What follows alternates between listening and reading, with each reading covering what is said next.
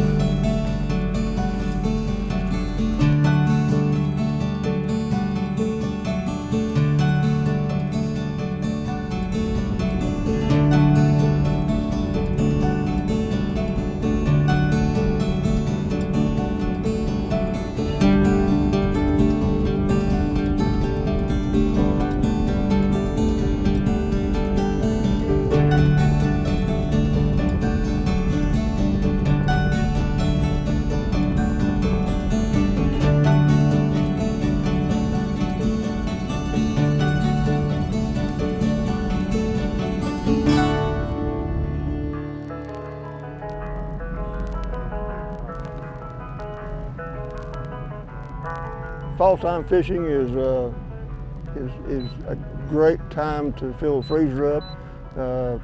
Mainly water temperatures are starting to fall. They're getting back into that lower 60s and the 50-degree area, which makes the fish really active. They're feeding up for winter time.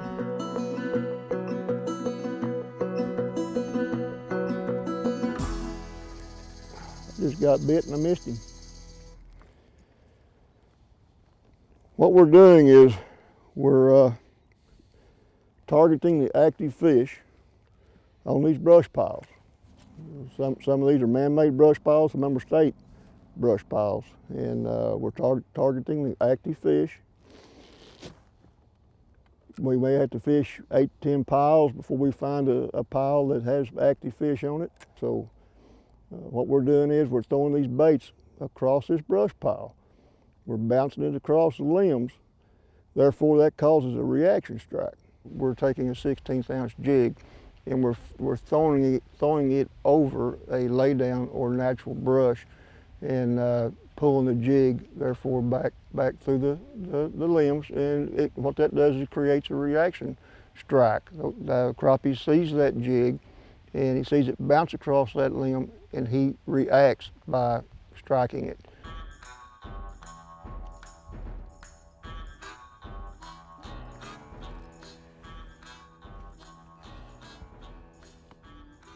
Might need to measure that one.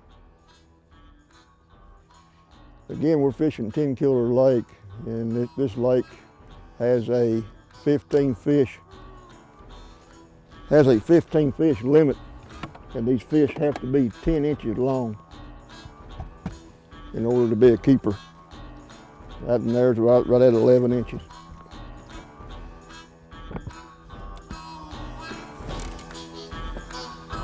Number one in the live well.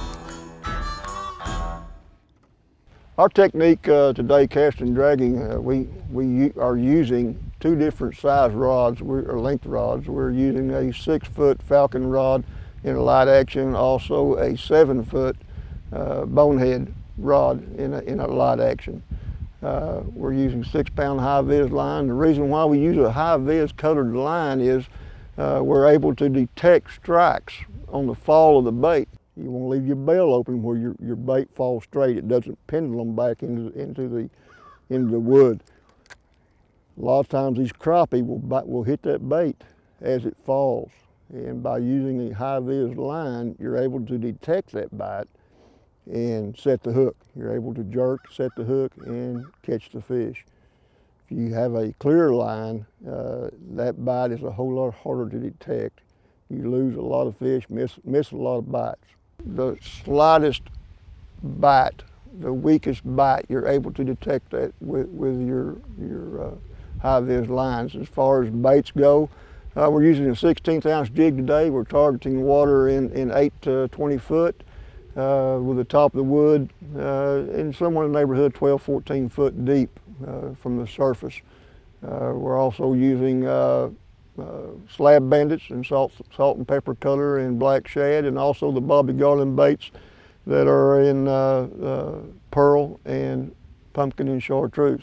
But what we're doing is, again, we're targeting the active fish. Fish aren't going to be active in every pile. That's just fishing. You have to keep moving to try to find that one pile that has the active fish on it. And if they're there, they're going to bite. It won't take but 1 or 2 casts and you'll get bit. So don't beg them to bite. Nice crappie.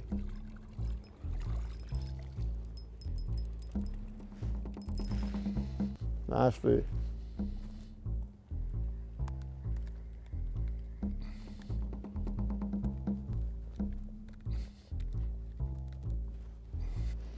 Fishing, you can catch fish year-round. I fish year-round. And the fall is nice, the water's cooling off, and the crappie are very sensitive to temperature. And the colder it gets, the better they're going to hit. Summertime, you can catch them. They're lethargic because the water's warm. But actually, if you know where to go and what to do, you can catch fish year-round. It's just, a matter of learning how to do it. There's one.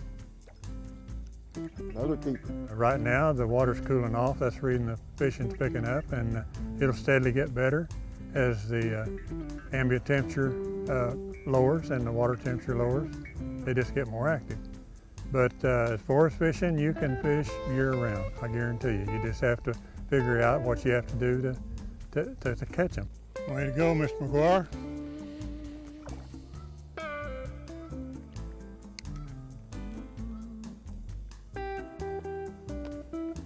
As Mr. Powell would say, you got where they lived, you got in his house.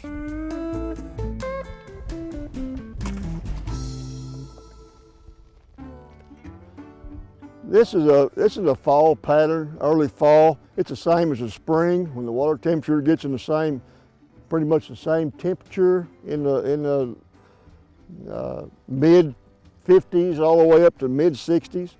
The fish will, in this lake, really, they relate to wood.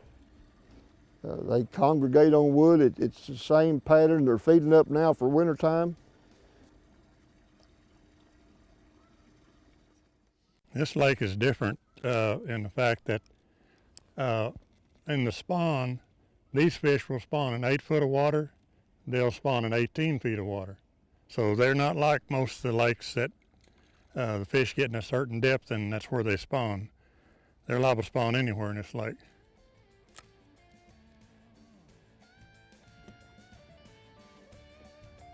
They're down there. Just vertical jigging. Vertical jigging, right up through the wood. This is a short fish. This is probably a 2-year-old fish. My understanding, it takes 3 years for them to get 10 inches long. I don't know, I'm not a biologist, but this fish here is about 8.5 inches long, so I say he's close to 2 years.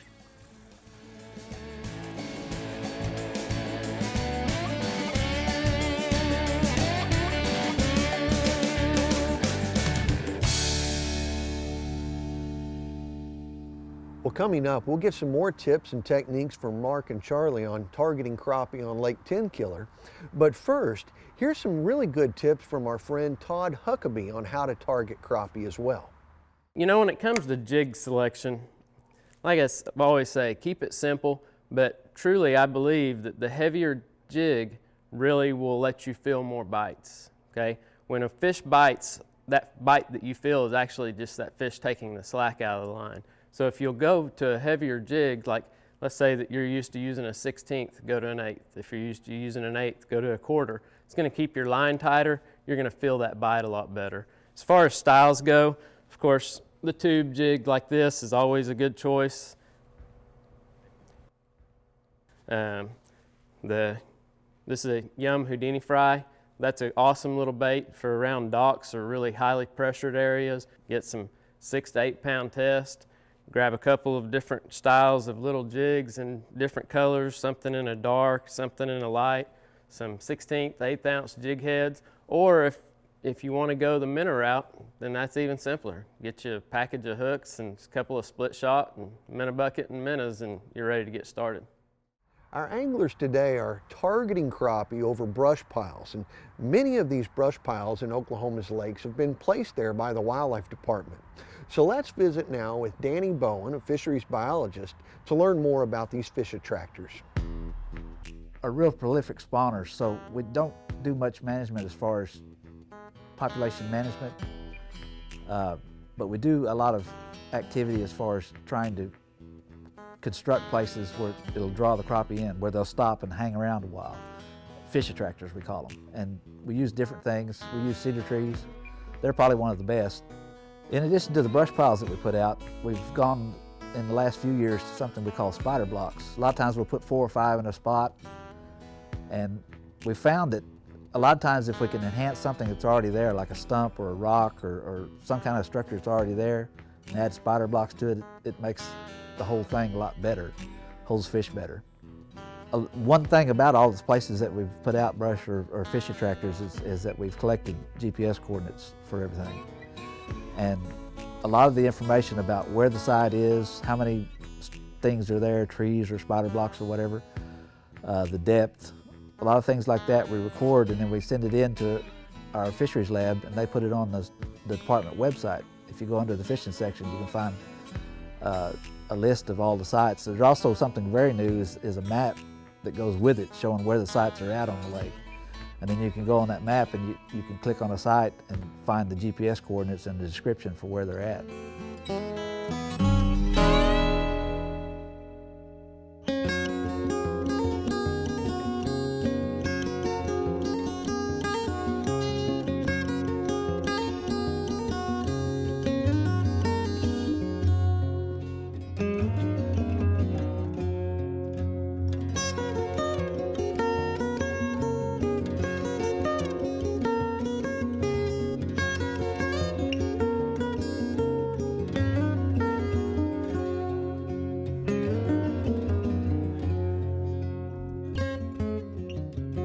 We're using the trolling motor to run across these brush piles. If you run across it with a big motor, if you have active fish in the top of the pile, normally they scatter.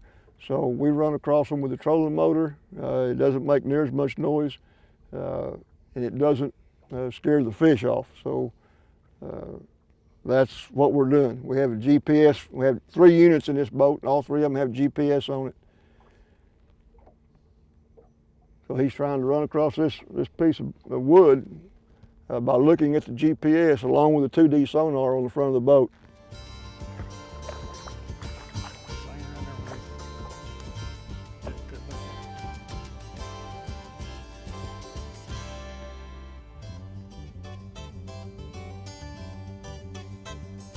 Nice 10-killer crappie.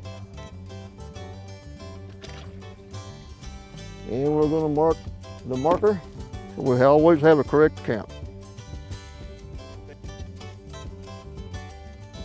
Yeah, boy, there's a nice crappie. That's a 10-killer crappie.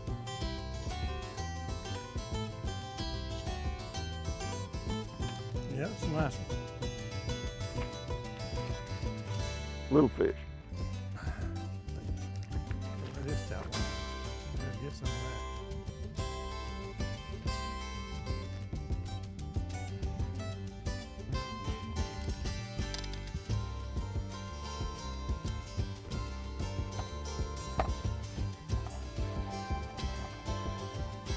That fish is 10.5 inches long. So therefore, that is a keeper crappie in Lake Tenkiller.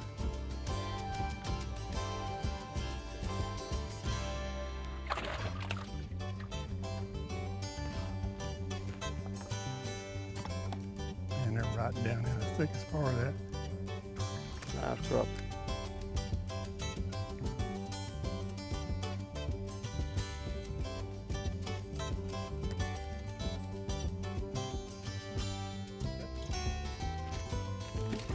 Yeah, boy.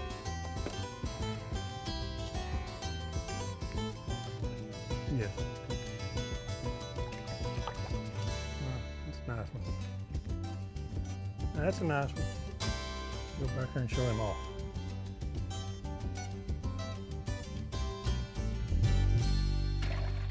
What we're doing today, we're fishing this product called the stick guard, and it's just a small piece of plastic about the size of a big pencil lead.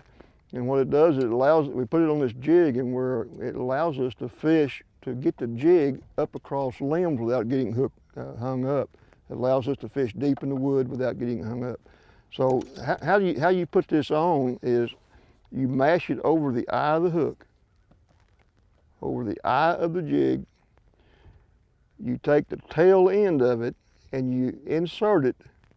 You insert the point and the barb into the stick guard, and then you have a finished product like that. What you do, you tie your line on right here, and that holds the stick guard in position.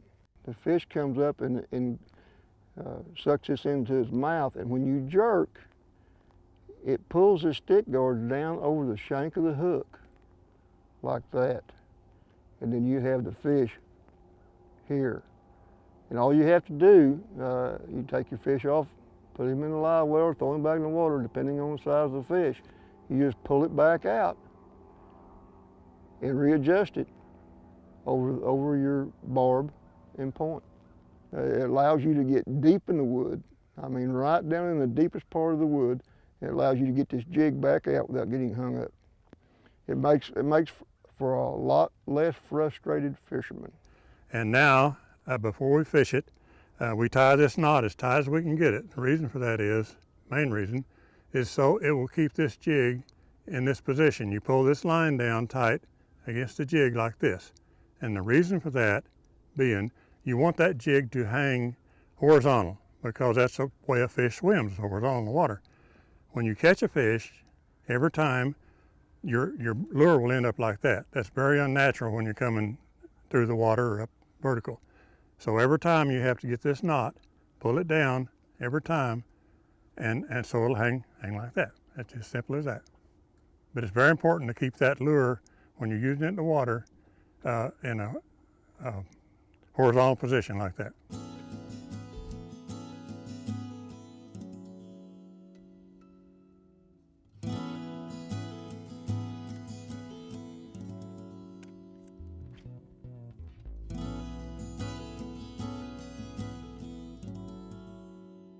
My fishing enjoyment is getting out here on the lake.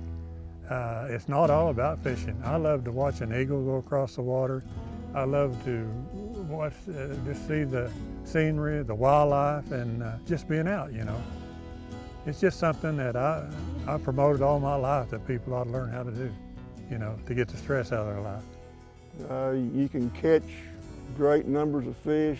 It's very enjoyable. It's exciting to catch a big crappie. You catch a 2.5 pound crappie, it's like catching a 7 or 8 pound black bass. And they're few and far in between. Great table fare. They're white, flaky, sweet meat. It's just fun. It's what I do. You know, whether you're chasing big bucks or slab crappie, this is a fantastic time to be out enjoying what Oklahoma has to offer. So get out this year and try something new, and while you're at it, take a friend with you as well.